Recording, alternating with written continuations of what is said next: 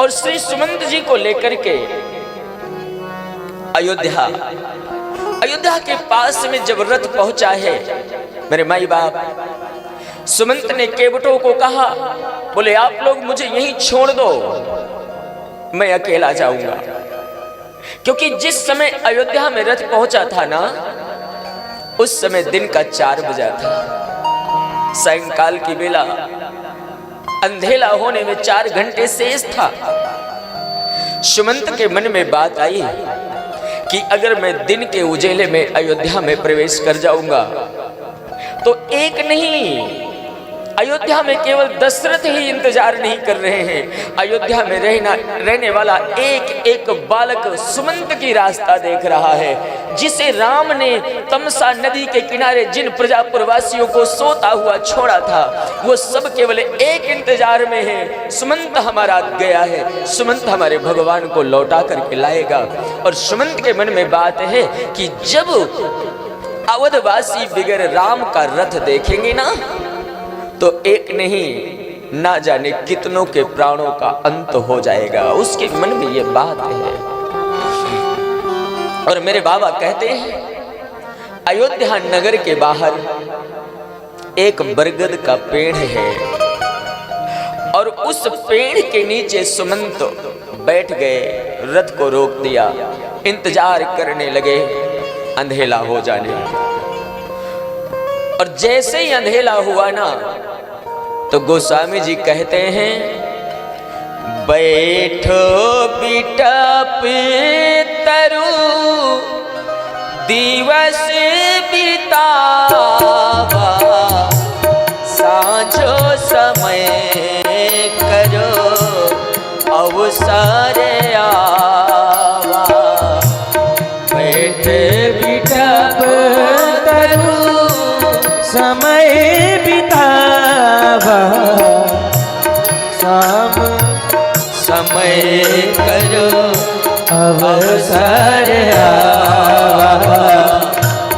अवध प्रवेशो कीन्हिया धियारे, अवध प्रवेश कीन धियारे, बैठ भवन रथो राखी दुआरे, अवध प्रवेश किए धियारे, बैठ भवन रथो राखे दुआरे।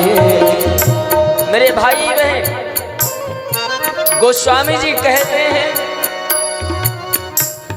बैठ बिटप तरु दिवस बितावा, सांझ समय कर अवसर आवा। और जब सायंकाल का समय हुआ ना, अयोध्या के राज्य मंत्री ने अवध प्रवेश कीन अंधियारे, अंधेले में प्रवेश किया, बैठ भवन रथ राखी दुआरे। और दूसरा मेरे गोस्वामी ने दर्शन कराया कि अयोध्या में जैसे ही प्रवेश किया है, सुमंत जी की हालत क्या है। हाँ, सुमंत जी की पहली हालत, बैठत नगारो सचिव बिकिलाई, जनु मारे सी गुरु बाभन गाई। बैठ नगारा सचिव बिकिलाई, जनु मारे सी गुरु बाभन गाई। मेरे भैया सुमंत जी महाराज जब अयोध्या में प्रवेश कर रहे हैं ना, तो मेरे बाबा ने सुमंत की स्थिति का वर्णन किया है। और पहली स्थिति है, बोले सुमंत की हालत है जैसे कोई एक तपस्या में लगा हुआ व्यक्ति हो निरंतर हरिनाम जपने वाला कोई पात्र हो और हरिनाम जपने वाले के जीवन में गलती से भूल बस कोई गाय की हत्या हो गई हो और गौ हत्या के बाद उसके जीवन का जो पश्चाताप होता है, गोस्वामी जी कहते सुमंत जी की ये हालत है। मैं नहीं कह रहा, मेरे बाबा ने लिखा ना, जनु मारे से गुरु बामन गाई। और इतने में मेरे गोस्वामी जी को संतुष्टि नहीं हुई ना, तो बाबा कहते हैं, बोले गाय हत्या ही नहीं, हरिनाम जपने वाले के जीवन में गलती से गौ की हत्या हो गई हो और जैसे तैसे कुछ समय गुजरा, उसे धीरे धीरे वो भूले और अचानक उसके जीवन में गुरु हत्या का भी पाप लग गया हो और उसके बाद ब्राह्मण की हत्या भी उसके जीवन में हो गई हो। मेरे गोस्वामी जी कहते हैं, तीन तीन हत्याओं को करने के बाद जो व्यक्ति का पश्चाताप होता है, बोले सुमंत जी की हालत ये है। अयोध्या में प्रवेश करते समय बाबा लिखते हैं, पैठत नगार सचिव बिकलाई, जनु मारे सी गुरु बाभन गाई। पैठत नगार सचिव सानु जाई, जनु मारे सी गुरु बाभन गाई। और इतने में भी संतुष्टि नहीं होती गोस्वामी जी को,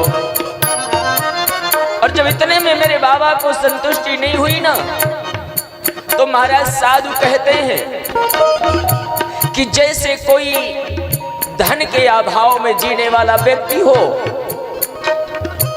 किसी गांव का,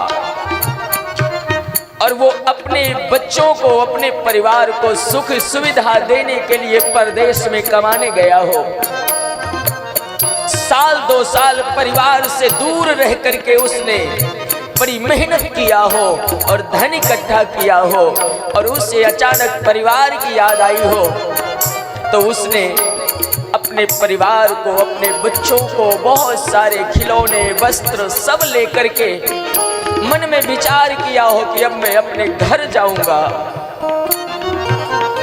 और जैसे ही अपने घर आने के लिए सोचा और अपने गांव के पास पहुंचा हो कि गांव के बाहर किसी लुटेरे ने उसे लूट लिया हो। बोले सुमंत की ये हालत है, जैसे किसी ने लूट लिया है उसे। अवध प्रवेश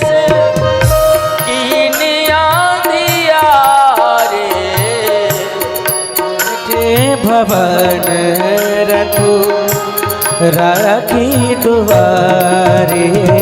और मेरे भाई बहन, अंधेला था।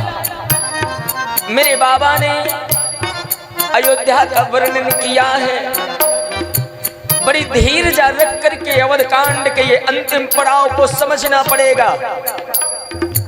एक एक सूत्र आपकी आत्मा को झकझोर देने वाले हैं। जिस अयोध्या के लिए कहा गया है कि अयोध्या नगर स्वर्ग से भी सुंदर लगता था, लेकिन आज मेरा सुमंत जब आया, जिस अयोध्या में लाखों करोड़ों दिया शाम को जलते थे, आज उस अयोध्या में एक दीपक का प्रकाश भी नहीं हो रहा है। क्यों? राम चला गया है ना। पूरी अयोध्या अंधकार में डूबी है। महामंत्री सुमंत को लगता है कि अवधवासी सारे सो रहे हैं और सुमंत जी रथ पे बैठे नहीं हैं, रथ से उतरे नीचे, रथ के पर्दे को चारों तरफ से रथ को ढक दिया और घोड़ों की लगाम पकड़ के आगे आगे जा रहे हैं, आगे आगे। कोई सुने ना। सुमंत को यही लग रहा है साहब कि घोड़े धीरे धीरे चलें ताकि कोई व्यक्ति जागे ना, वरना बाहर निकलेंगे लोग और मुझसे पूछेंगे, मैं जवाब क्या दूंगा। मेरा बाबा कहे ना, लेकिन एक बात कह दूं कि श्री राम के वियोग में भला नींद किसे आवे। सुमंत का रथ जैसे ही अयोध्या के गलियों में प्रवेश किया है, एक दर्शन कराया है महाराज जी ने। बोले अयोध्या नगर के सबसे पहले एक घर बना था और उस घर में दो बुजुर्ग दंपत्ति रहते थे। दो बुजुर्ग जिनकी आयु वृद्धावस्था की थी। और जैसे ही रथ निकला, रात्रि का समय था, पत्नी ने पति से, उस बुजुर्ग पत्नी ने अपने पति से कहा, स्वामी ऐसा लगता है राम का रथ गली से जा रहा है, ऐसा लग रहा है मानो राम का रथ जा रहा है। और वो बुजुर्ग उठे हैं, आंख में दिखता भी नहीं, चलने का सामर्थ्य नहीं, छड़ी उठाया है, दरवाजा खोला, बाहर निकले। सुमंत जी ने रथ के चारों तरफ, मेरे राम जी जहां बैठते थे ना, रथ के चारों तरफ सुमंत जी ने पर्दा लगा रखा था। उस पत्नी ने अपने पति से कहा, बोले रथ तो जा रहा है पर सुमंत ने ये पर्दा क्यों बंद किया है। वो बुजुर्ग कहते, देवी शायद हमारे राम इस पर्दे के अंदर बैठे होंगे। और जैसे ही कहा पर्दे के अंदर राम होंगे, वो देवी कहती है, महाराज पूछो ना सुमंत से, ये पर्दा खोल दे, हम देख तो ले अपने भगवान को। और जैसे ही ये कहा पर्दा खोले, वो बुजुर्ग जोरों से रो पड़े और कहते, देवी पर्दा खोलने को मत बोलना सुमंत को, जब तक ये पर्दा बंद है तब तक हमें आस है कि हमारा राम इसके अंदर होगा, और पर्दा खुलने के बाद क्या पता हमारे प्राण बचते हैं या नहीं बचते, बंद रहने दो इसे। और मेरे राज्य मंत्री सुमंत रथ को ले जाकर के कैकेयी रानी के भवन के सामने खड़ा कर देते हैं। अंदर गए हैं, अंदर अच्छा, कैकेयी के भवन के सामने रथ क्यों खड़ा किया गया, उसका कारण है क्योंकि राम जी जब वन में गए थे तो महाराज दशरथ कैकेयी के भवन में थे। उन्हें लगा कि राम जी, अभी राजा दशरथ यहीं होंगे, लेकिन श्री राम के जाने के बाद महाराज दशरथ ने कौशल्या से कहा था, रानी तू मुझे अपने राजभवन में ले चल, मुझे यहाँ नहीं रहना। और मेरे बाबा कहते हैं, जैसे ही रथ को जाकर के कैकेयी मां के भवन के सामने रोका है और श्री सुमंत जी राजभवन में प्रवेश करते हैं, देखा क्या कोई पात्र वहां पर है नहीं, महाराज कैकेयी के भवन में नहीं है। और राजमंत्री सुमंत जाकर महारानी कैकेयी के भवन में आंगन में मूर्छित होकर गिर पड़े। महाराज महाराज कह के, लेकिन बाबा मेरे कहते हैं, दासी ने दीख सचिव भी लाई, कौशल्या ग्रह गई लवाई। मेरे भाई बहन, दासिन दीख सचिव बिकलाई, कौशल्या ग्रह गई लवाई।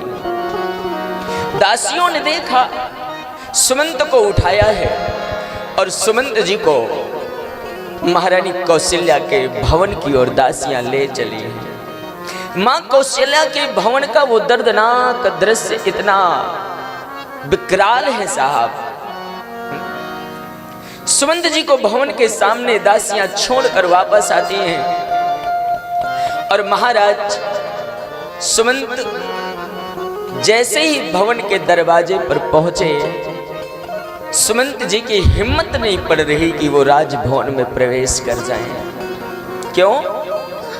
क्योंकि इस भवन में अयोध्या का सम्राट तड़प रहा है।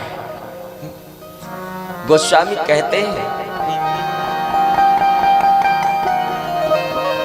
सुमंत जी ने दरवाजे से झांक करके थोड़ा देखा तो दृश्य क्या दिखा?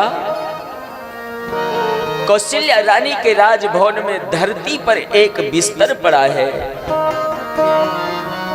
और धरती में अयोध्या का राजा लेटा है, हाथ बक्षस्थल में है और उस महाराज के मुख से केवल एक शब्द निकल रहा है, हा रघुनंदनो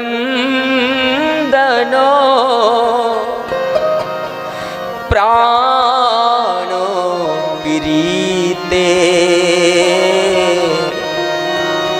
तुम बिन जिया तो बहुत दिन भी।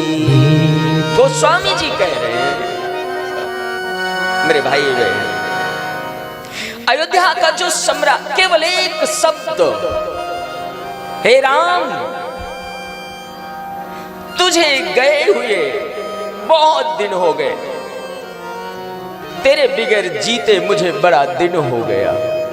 और राम को केवल वन यात्रा में गए साहब केवल 5 रोज हुआ है, केवल 5 रोज। मेरे बाबा कहते हैं, सुमंत जी ने देखा, सुमंत की हिम्मत ना पड़ी अंदर जाने की, बाहर ही खड़े रहे। लेकिन शास्त्र ने जिस मां कौशल्या को ज्ञान का प्रतीक बताया है, मेरे बाबा कहते हैं, महारानी कौशल्या की नजर सुमंत जी के ऊपर पड़ी और कौशल्या धीरे से चुपचाप उठी और राजभवन के बाहर आई। सामने सुमंत खड़े थे। राजमाता कौशल्या ने सुमंत से कहा, सुमंत मेरा बेटा राम आया क्या? और जैसे ही कहा राम आया, सुमंत कहते हैं, राजमाता मैं तुम्हारा अपराधी हूं, तुमने मुझे राम को लेने के लिए भेजा था पर तुम्हारा बेटा राम नहीं आया। और जैसे ये शब्द सुमंत कहते हैं, मां मैं केवल आपको खबर देने आया था, ये खबर मैंने आपको बता दी, आप जाकर महाराज को बता देना और मुझे आदेश दे दो, मैं सरयू में कूदकर अपने प्राणों का अंत करना चाहता हूं। मेरे गोस्वामी जी कहते हैं, महारानी कौशल्या रथ के पास जाकर रथ के चके में अपना सिर पीट पीट कर रोने लगी और कहती है, राजमंत्री मैं जानती थी मेरा बेटा आज्ञाकारी है, वो नहीं आएगा, मुझे पता था क्योंकि मैंने उसे जन्म दिया है। मेरे भाई बहन, मां कौशल्या की वंदना मेरे गोस्वामी जी ने मानस में किया है ना। तुलसी कहते हैं,